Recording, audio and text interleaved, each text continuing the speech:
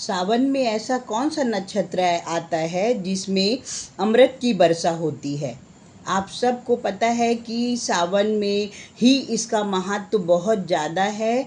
नक्षत्र तो हमेशा आता है, पर सावन में जब ये नक्षत्र आता है तो इसका महत्व और भी बढ़ जाता है। जो नक्षत्र है उसमें जो बारिश होती है वो बारिश से जल नहीं अमृत बरसता है। किस किस को ये बात पता है? आप सबको पता है?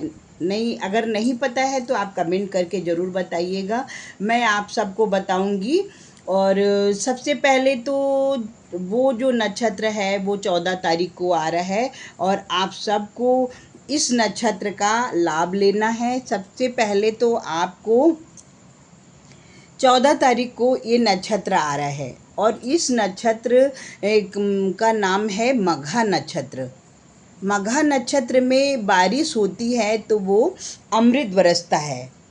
तो सबसे पहले आपको क्या करना है कि अगर जहाँ भी जिसके भी क्षेत्र में बारिश हो रही है तो आप सबसे रिक्वेस्ट है कि आप जल आसमान से जैसे गिरेगा तो आप कोई बर्तन रख दीजिएगा और उस बर्तन में एक एक बूंद गिरेगी, वो जल अमृत होगा। और वो आपको पता है जिस तरह से गंगा जल रखे बहुत लंबे समय तक रखा रहता है, गंगा जल खराब नहीं होता, उसी तरह से मघा नक्षत्र का जल भी कभी खराब नहीं होता क्योंकि वो अमृत का कार्य करता है।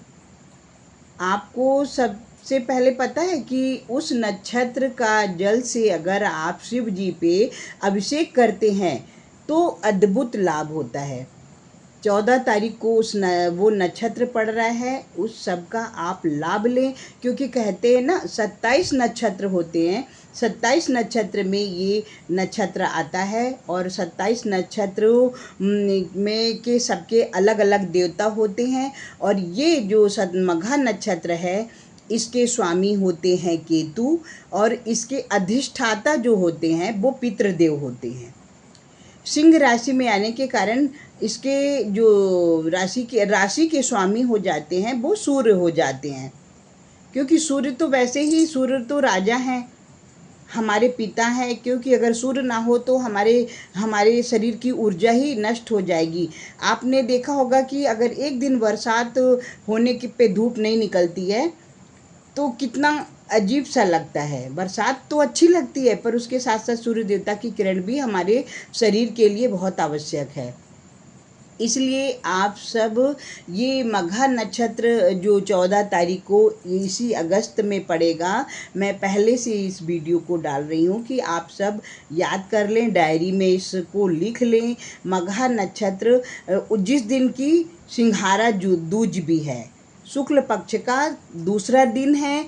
और सोचिए भोलेनाथ का समय चल रहा है, वो भोले सिंघारा दूज में भोलेनाथ की पूजा विशेष रूप से होती है और भोलेनाथ साक्षात भोलेनाथ के सिर पे चंद्रमा विराजमान है। और उस दिन अगर ये पूजा होती है, जल अगर आप भोलेनाथ पे चढ़ा देते हैं, अगर वो जल गिर रहा है, बारिश हो रही है उस दिन किसी के भी क्षेत्र में, तो उसका लाभ ज़रूर लें। हमारे यहाँ गिरेगा तो हम आपको ज़रूर वीडियो बनाकर पूरा दिखाएंगे, क्योंकि जो चीज़ मैं बोल रही हूँ वो मैं करती भी हूँ, मेरे पास रखा भी है। पिछली साल मघा नक्षत्र में जब पड़ा था ना तो हमारे यहाँ ना बहुत बारिश हुई थी, तो हमने उसको भर के रख लिया, तो बहुत मतलब एक एक बड़ा बड़ा भगोना भर गया था।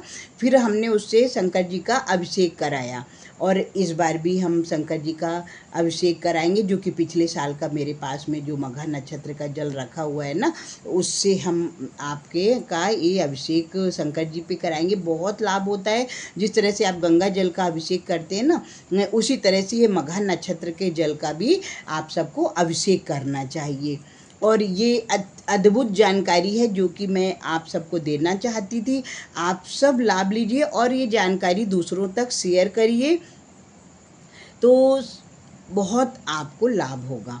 27 नक्षत्र के जो देवता होते हैं ना, उनकी अगर मोतियों की माला पे 27 नक्षत्र जो होते हैं उनकी अगर मोतियों की माला पे अगर जाप किया जाए तो बहुत लाभ होता है। 27 नक्षत्र प्रसन्न होते हैं क्योंकि हमारा जीवन नक्षत्रों पे ही, हमारा जन्म भी नक्षत्र के अनुसार ही होता है, हमारा जन्म भी तिथि के अनुसार ही होता है। एक और वीडियो मैं तिथि पर बनाऊंगी, पर आज जो मैंने आपको बताया वो मघा नक्षत्र का लाभ आप लीजिए और दूसरों के साथ ये जानकारी शेयर करिए।